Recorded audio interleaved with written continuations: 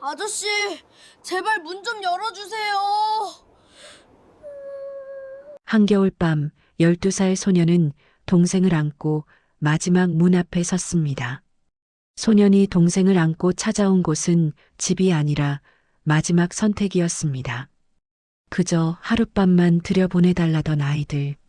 여러분이라면 문을 열었을까요? 아니면 외면했을까요? 밤 11시가 넘은 시각이었어요. 골목 입구에 가로등 하나만이 희미하게 켜져 있었죠. 준우는 여동생 서연이의 손을 꽉 잡고 집 대문을 벗어났습니다. 뒤에서는 무언가 깨지는 소리가 들려왔어요. 준우는 뒤를 돌아보지 않았습니다. 서연이의 발걸음은 자꾸만 느려졌어요. 낡은 운동화 밑창이 갈라져 있었죠. 준우는 동생을 번화가 반대편으로 이끌었습니다. 사람들 눈에 띄면 안 된다는 걸 알고 있었어요. 골목은 어둡고 좁았습니다. 담벼락에서는 곰팡이 냄새가 났어요. 서연이가 작은 목소리로 물었습니다. 오빠 어디가? 준우는 대답하지 못했어요. 갈 곳이 정해져 있지 않았으니까요. 편의점 불빛이 보였습니다. 준우는 서연이를 데리고 그쪽으로 걸어갔어요. 유리문 앞에서 잠시 멈춰섰죠. 안에서는 직원이 휴대전화를 들여다보고 있었습니다. 준우는 서연이의 어깨를 가볍게 눌렀어요. 안으로 들어가지 않았습니다. 직원의 시선이 신경 쓰였거든요. 두 아이는 다시 골목으로 향했습니다. 바람이 불기 시작했어요. 서연이의 몸이 점점 차갑게 식어갔죠. 준우는 동생을 끌어안았습니다. 체온을 나눠주려 했지만 역부족이었어요. 골목 끝에서 무언가가 보였습니다. 오래된 간판이었어요. 책방이라는 글자만 겨우 알아볼 수 있었죠. 가게 안쪽에서 희미한 불빛이 새어나왔습니다. 준우는 그곳을 향해 천천히 걸었어요. 서연이는 이미 눈을 반쯤 감고 있었습니다. 준우의 품에서 축 늘어져 있었죠. 책방 문 앞에 섰을 때 준우는 잠시 망설였어요. 안으로 들어가야 할지 말아야 할지 몰랐습니다. 하지만 선택의 여지는 없었어요. 서연이의 몸이 점점 더 차가워지고 있었으니까요. 준우는 문손잡이에 손을 올렸습니다. 낡은 금속 손잡이가 차갑게 느껴졌어요. 문이 삐걱 소리를 내며 열렸죠. 안에서는 따뜻한 공기가 흘러나왔습니다. 책 냄새와 함께요. 준우는 서연이를 안고 안으로 들어섰어요.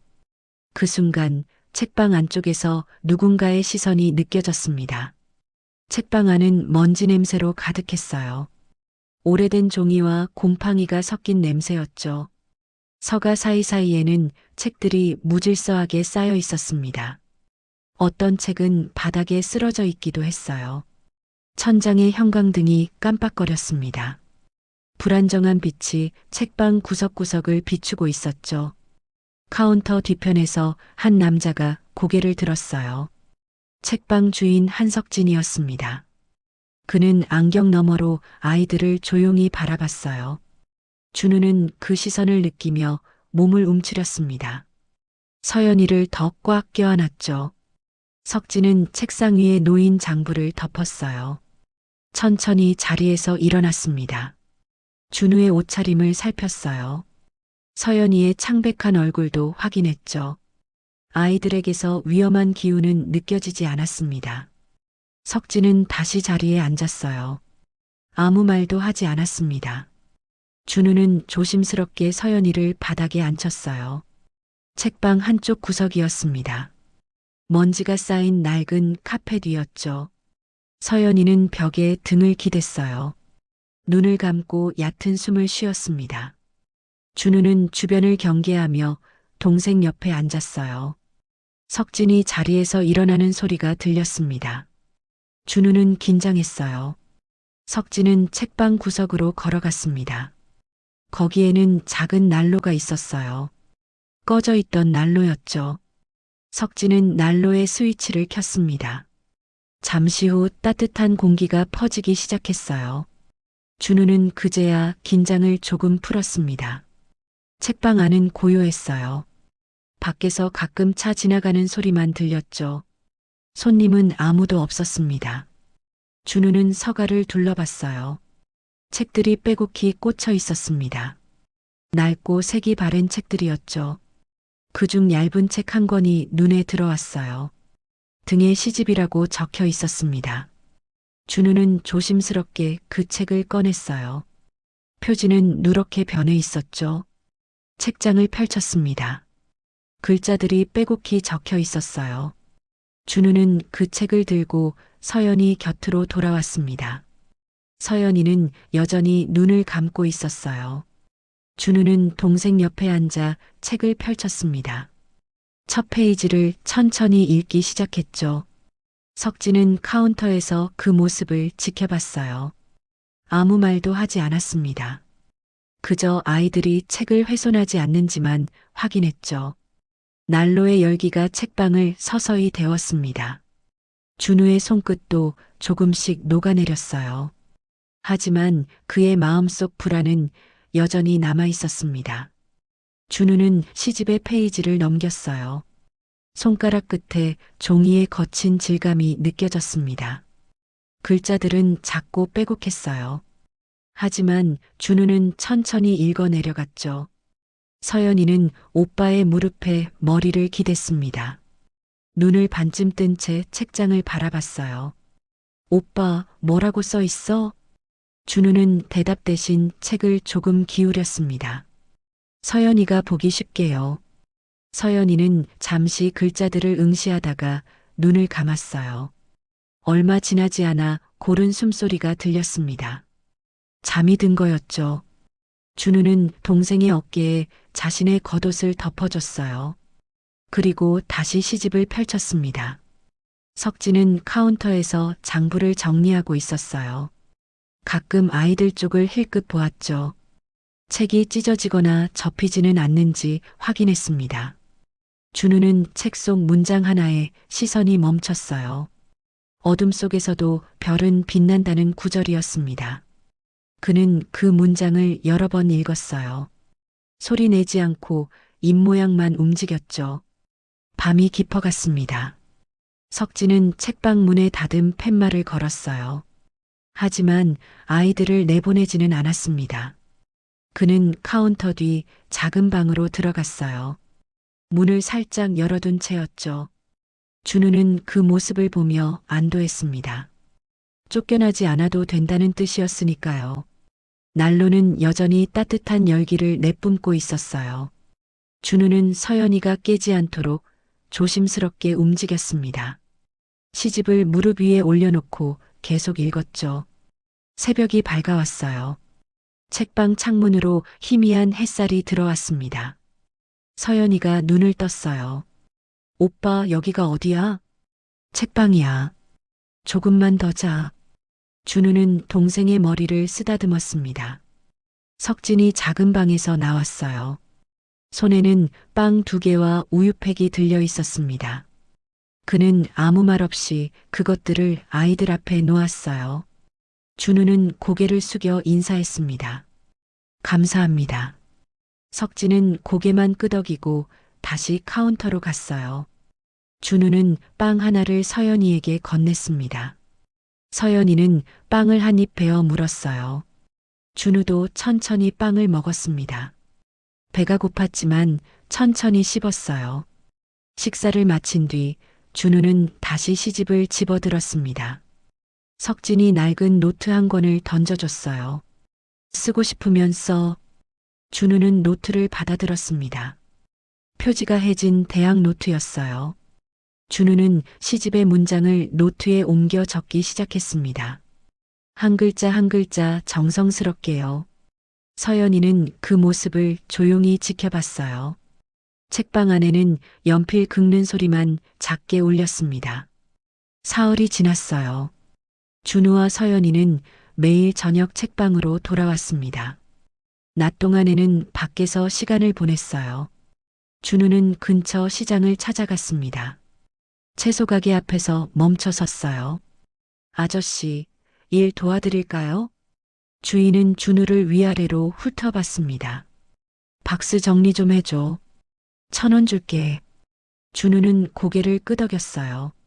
무거운 박스를 나르고 빈 상자를 접었습니다. 손바닥에 물집이 잡혔지만 내색하지 않았어요. 서연이는 책방 구석에 앉아 있었습니다. 석진이 준 종이 몇 장에 그림을 그렸어요. 색연필은 없었지만 연필로 선을 그었습니다. 꽃을 그렸어요. 본 적은 없지만 상상 속의 꽃이었죠. 석진은 아이들이 머무는 것을 막지 않았습니다. 오히려 난로를 일찍 켜두기도 했어요. 카운터 서랍에서 과자 한 봉지를 꺼내놓기도 했죠. 말은 여전히 없었습니다. 준우는 매일 밤 시집을 읽었어요.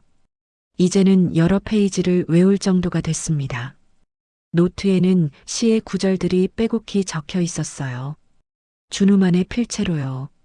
오빠는 그 책이 좋아? 서연이가 물었습니다. 응, 좋아. 뭐가 좋은데? 준우는 잠시 생각했어요. 글자들이 마음을 따뜻하게 해. 서연이는 고개를 끄덕였습니다. 이해했는지는 알 수 없었어요. 책방에는 가끔 손님이 들어왔습니다. 중년 남자가 추리소설을 찾아갔어요. 할머니 한 분은 요리책을 뒤적였죠. 그들은 구석에 앉은 아이들을 힐끗 봤습니다. 하지만 아무도 묻지 않았어요. 석진이 손님을 응대하는 동안 준우는 숨을 죽였습니다. 눈에 띄지 않으려 애썼어요. 손님들이 나가면 다시 시집을 펼쳤습니다. 노트에 문장을 옮기는 일을 계속했죠. 글자를 쓰는 동안만큼은 마음이 편했어요. 일주일이 흘렀습니다. 준우의 노트는 이미 반이 넘게 채워졌어요. 시집의 많은 부분이 준우의 손글씨로 옮겨진 거였죠. 서연이의 그림도 늘어났습니다. 종이 여러 장에 꽃과 나무를 그렸어요. 오빠, 우리 여기 계속 있을 수 있을까? 서연이가 조심스럽게 물었습니다. 준우는 대답하지 못했어요. 언제까지 이곳에 머물 수 있을지 알 수 없었으니까요. 그저 서연이의 머리를 쓰다듬어 줄 뿐이었습니다. 책방은 아이들에게 임시 피난처가 됐어요. 차가운 바람이 부는 밤에도 따뜻한 곳이었습니다. 하지만 준우는 알고 있었어요. 이 평온이 언제까지 계속될지 모른다는 것을요. 그날 밤 준우는 노트의 새 페이지를 펼쳤습니다. 시집의 문장을 옮겨 적다가 문득 멈췄어요. 처음으로 자신의 문장을 적어보고 싶었습니다. 열흘째 되던 날이었어요. 준우는 시장에서 일을 마치고 돌아오는 길이었습니다. 서연이의 손을 잡고 골목을 지나갔어요. 그때 낯익은 목소리가 들렸습니다. 이 근처에서 애들 못 봤어요? 남매인데. 준우는 걸음을 멈췄어요. 골목 모퉁이 너머에서 들리는 목소리였습니다. 계부였어요. 준우는 서연이를 재빨리 골목 안쪽으로 끌었습니다. 두 사람은 담벼락에 바짝 붙어 숨을 죽였어요. 글쎄요, 잘 모르겠는데요. 채소가게 주인의 목소리였습니다. 준우는 가슴이 뛰는 소리를 들었어요. 서연이는 오빠의 옷자락을 꽉 움켜쥐었습니다. 발소리가 점점 가까워졌어요. 그러다 멀어졌습니다. 준우는 한참을 그 자리에 서 있었어요. 계부가 완전히 사라진 걸 확인한 뒤에야 움직였습니다.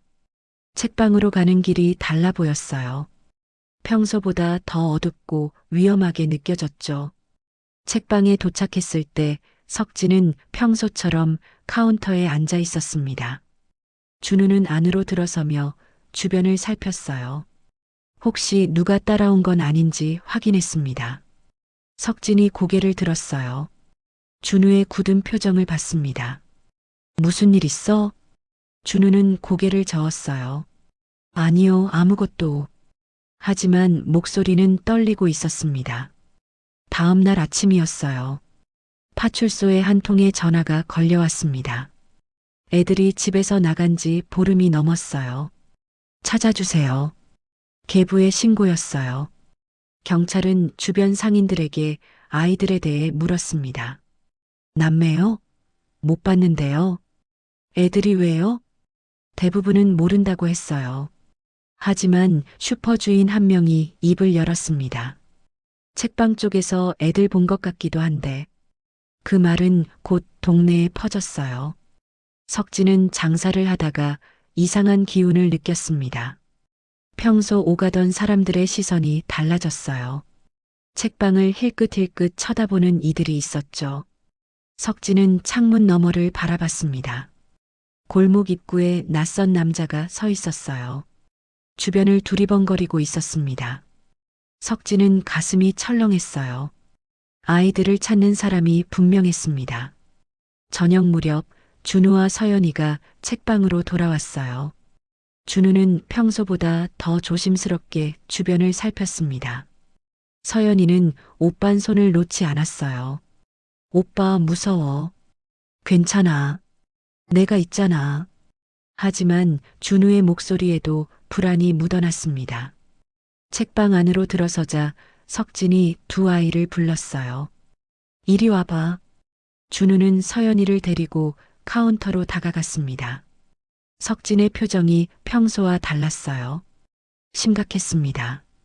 너희를 찾는 사람이 있어. 준우의 얼굴이 창백해졌어요. 서연이는 오빠 뒤로 숨었습니다. 여기 더 이상 있으면 안 될까요? 준우의 목소리가 떨렸어요. 석진은 대답하지 않았습니다. 그저 창밖을 바라볼 뿐이었어요. 골목 어딘가에서 발소리가 들렸습니다. 이튿날 오후였어요. 책방 앞에 계부가 나타났습니다. 그는 근처 철물점 주인에게 말을 걸고 있었어요. 애들 사진이에요. 본 적 있으면 연락 좀 주세요. 석진은 카운터에서 그 모습을 봤습니다. 준우와 서연이는 책방 안쪽 구석에 숨어 있었어요. 서연이는 숨소리조차 내지 않으려 애썼습니다. 준우는 동생을 꼭 껴안고 있었어요. 계부는 책방 쪽으로 고개를 돌렸습니다. 간판을 바라봤어요. 잠시 망설이는 듯 했죠. 하지만 결국 다른 쪽으로 걸어갔습니다. 석진은 천천히 숨을 내쉬었어요. 그날 밤 석진은 잠을 이루지 못했습니다. 작은 방에 누워 천장을 바라봤어요. 과거의 기억이 떠올랐습니다. 15년 전이었어요. 석진에게도 동생이 있었습니다. 어린 여동생이었죠. 집안 형편이 어려웠고 아버지는 술만 마셨어요. 어느 날 동생이 집을 나갔습니다. 석진은 찾으러 나서지 않았어요. 어차피 돌아올 거야. 그렇게 생각했습니다. 하지만 동생은 돌아오지 않았어요. 일주일 뒤 경찰에게서 연락이 왔습니다. 동생은 한강 다리 밑에서 발견됐어요. 추위에 얼어 죽어 있었습니다. 석진은 그 기억을 떨쳐내려 했어요. 하지만 준우와 서연이를 볼 때마다 떠올랐습니다. 다음 날 아침이었어요. 석진은 결심을 했습니다. 그는 휴대전화를 꺼내 번호를 눌렀어요. 아동보호 전문기관입니다. 신고하려고요. 석진의 목소리는 떨렸습니다. 두 아이가 있는데 집에서 나온 것 같아요. 도움이 필요합니다. 전화를 끊은 뒤 석진은 한참을 그 자리에 서 있었어요. 준우와 서연이는 아직 책방에 오지 않았습니다. 저녁 무렵에야 두 아이가 나타났어요. 평소보다 늦은 시간이었습니다. 준우의 얼굴에는 긴장이 가득했어요. 아저씨, 우리 오늘만 더 있어도 될까요? 석진은 고개를 끄덕였습니다. 앉아 있어. 곧 손님이 올 거야. 준우는 고개를 갸우뚱했어요.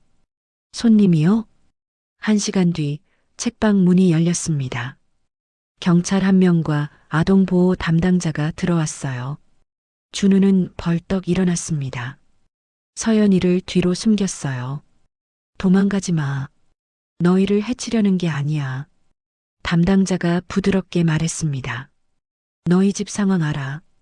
계부가 너희한테 뭘 했는지도. 준우는 입술을 깨물었어요. 눈물이 차올랐지만 참았습니다. 경찰이 말했어요. 조사했어? 계부는 아동학대 혐의로 조사받을 거야. 너희는 안전한 곳으로 가야 해. 준우는 석진을 바라봤습니다.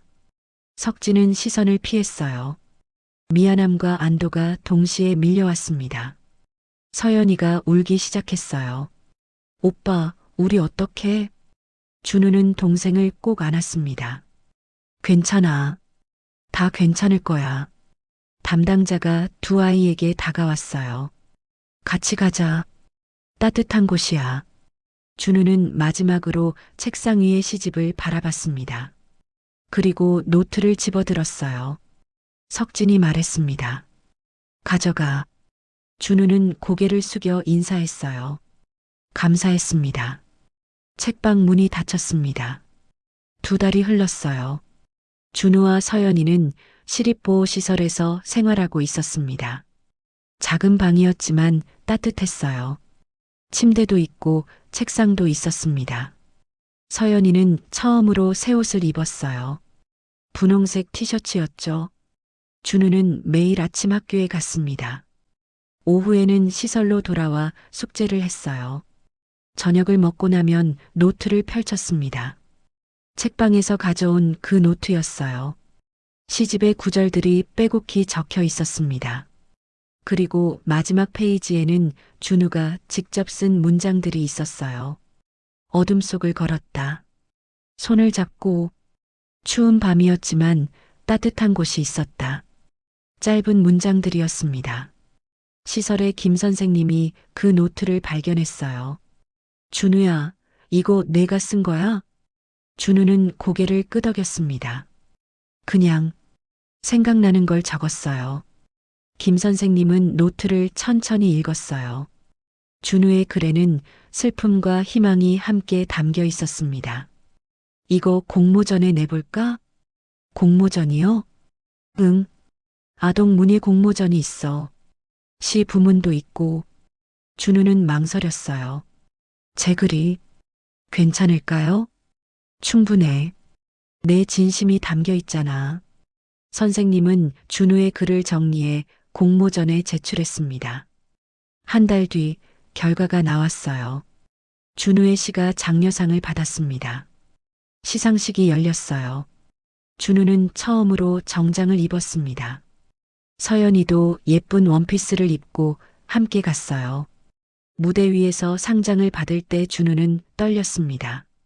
사람들의 박수 소리가 귓가에 울렸어요. 축하합니다. 앞으로도 좋은 글 많이 써주세요. 심사위원장이 악수를 청했습니다. 준우는 고개를 숙여 인사했어요.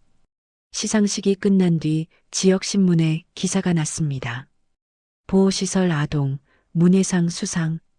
기사에는 준우의 사연이 간략히 실렸어요. 학대받던 가정을 떠나 시설에 온 이야기였죠. 책방에서 시를 접하고 글을 쓰기 시작한 과정도 담겼습니다. 석진은 그 기사를 봤어요. 책방 카운터에 앉아 신문을 읽었습니다. 준우의 사진이 작게 실려 있었어요. 예전보다 밝은 표정이었습니다. 석진은 신문을 접어 서랍에 넣었어요. 가슴 한편이 따뜻해졌습니다. 그날 저녁 석진은 책방을 정리하기 시작했어요. 먼지 쌓인 책들을 닦았습니다. 오래된 서가를 재배치했어요. 아동도서 코너를 새로 만들었습니다. 혹시 또 누가 올지 모르니까. 석진은 혼잣말을 했어요. 책방 구석의 낡은 카펫도 새 것으로 바꿨습니다. 난로도 점검했어요. 준우가 읽던 시집은 서가 한가운데 꽂아뒀습니다. 눈에 잘 띄는 자리였어요. 시설에서 준우와 서연이는 안정된 생활을 이어갔습니다. 준우는 학교 수업을 따라갔어요. 서연이는 또래 친구들과 어울리기 시작했습니다. 두 아이의 웃음소리가 조금씩 늘어났어요. 준우는 여전히 매일 밤 노트에 글을 썼습니다. 새로운 문장들이 쌓여갔어요. 그 글 속에는 이제 어둠만 있지 않았습니다. 3년이 흘렀습니다. 준우는 고등학생이 됐어요. 키도 헐쩍 자랐고 목소리도 낮아졌습니다. 서연이는 중학생이 됐어요. 머리를 길게 기르고 안경을 썼습니다. 두 아이는 여전히 시설에서 살고 있었어요. 하지만 이제는 그곳이 익숙했습니다. 주말 오후였어요. 준우는 서연이에게 말했습니다. 오늘 어디 갈 데 있어? 어디? 옛날에 우리 있던 곳. 서연이는 금방 알아들었어요. 책방. 준우는 고개를 끄덕였습니다. 두 사람은 버스를 타고 그 골목으로 향했어요. 골목은 예전과 별로 달라지지 않았습니다. 여전히 좁고 어두웠어요. 하지만 준우에게는 더 이상 무섭지 않았습니다. 책방이 보였어요. 간판도 그대로였습니다. 책방이라는 글자가 여전히 희미했죠. 준우는 문을 열었습니다. 익숙한 책 냄새가 났어요. 먼지 냄새도 여전했습니다. 석진은 카운터에 앉아 있었어요. 고개를 들더니 준우를 봤습니다. 잠시 놀란 표정을 지었어요. 너, 준우? 네. 안녕하세요. 준우는 허리를 굽혀 인사했습니다. 서연이도 따라 인사했어요. 석진은 자리에서 일어났습니다. 많이 컸네. 덕분에 잘 지내고 있어요. 준우의 목소리는 차분했습니다. 석진은 아이들을 찬찬히 바라봤어요. 건강해 보였습니다. 앉아. 차 줄까? 괜찮아요. 준우는 서가 쪽으로 걸어갔어요. 예전 그 자리를 찾았습니다. 시집이 여전히 그곳에 꽂혀 있었어요. 준우는 책을 꺼냈습니다. 표지는 더 낡아져 있었죠. 하지만 여전히 같은 책이었어요. 서연이는 책방 구석을 둘러봤습니다. 예전에 그림을 그리던 자리였어요. 카펫이 새 것으로 바뀌어 있었습니다. 아저씨, 여기 깨끗해졌네요. 석진은 쑥스럽게 웃었어요. 좀 정리했지. 준우는 시집을 펼쳤습니다. 익숙한 구절들이 눈에 들어왔어요. 이 책 빌려가도 될까요? 가져가. 내 거나 마찬가지야. 준우는 책을 가슴에 안았습니다. 감사합니다. 그때도 지금도. 석진은 고개를 저었어요. 난 아무것도 안 했어. 아니에요. 아저씨가 저희를 지켜주셨어요. 잠시 침묵이 흘렀습니다. 서연이가 말했어요. 오빠 요즘 학교 신문에 시 연재하고 있어요. 석진의 눈이 반짝였습니다. 그래, 계속 쓰고 있구나. 네, 계속 쓸 거예요. 준우는 시집을 다시 한번 바라봤어요. 이 책이 자신의 삶을 바꿨습니다. 어둠 속에서 빛을 찾게 해줬어요. 그럼 이만 갈게요. 준우는 시집을 들고 일어났습니다. 석진이 손을 흔들었어요. 또 놀러와. 네, 꼭 올게요. 두 사람은 책방을 나섰습니다. 문이 닫히며 종소리가 울렸어요. 석진은 빈 책방에 홀로 남았습니다. 창밖으로 준우와 서연이가 골목을 걸어가는 모습이 보였어요. 두 사람은 나란히 걸으며 무언가 이야기하고 있었습니다. 석진은 미소를 지었어요. 서가 사이로 햇살이 비쳐 들어왔어요. 먼지가 빗속에서 천천히 떠다녔습니다. 석진은 다시 카운터에 앉았어요. 장부를 펼쳤습니다. 책방은 여전히 그 자리에 있었고 앞으로도 그럴 거였습니다. 누군가 다시 문을 열고 들어올 때까지요. 그날 한 사람의 선택이 두 아이의 인생을 바꿨습니다. 문 앞에 서 있던 건 불쌍한 아이들이 아니라 아직 꺼지지 않은 가능성이었습니다. 오늘도 어딘가에는 누군가의 용기를 기다리는 아이들이 있습니다. 이 이야기처럼 작은 선택이 큰 기적이 되길 바라며 구독과 좋아요는 또 다른 이야기를 이어가는 힘이 됩니다.